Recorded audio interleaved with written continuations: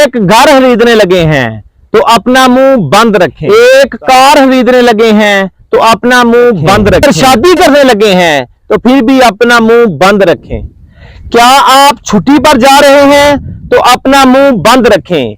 और अगर आप कहीं शमूलियत कर रहे हैं तो अपना मुंह बंद रखें। अगर आपको कोई ओहदा और तरक्की मिली है तो अपना मुंह बंद रखें। जब हमारे सारे ख्वाब इस तरह के वो अधूरे रह जाते हैं, पूरे नहीं होते, तो हम इस बारे में सोच सोच कर थक जाते हैं। इसकी वजह यह है कि हम गलत वक्त पर गलत लोगों के सामने बहुत जल्द अपना मुंह खोल देते हैं। हमने हमेशा उन लोगों के साथ अपने मंसूबे शेयर करने की कोशिश की है जो हमारे साथ दोस्ती का नाटक करते हैं। लोगों का काम ही हसद करना है, चाहे वो आप उनको अपने मुतल्लक बताएं या वो आपके मुतल्लक खुद जान जाएं। इस तरह आपके बनते काम जो तहरीर का शिकार हो जाते हैं और ऐसा करके आप खुद खास दीन को अपनी खुशियों को आग लगाने की खुद दावत देते हैं। आपके दोस्त और प्यारों की अक्सरियत शायद आपको अच्छी हालत में देखना चाहते हैं,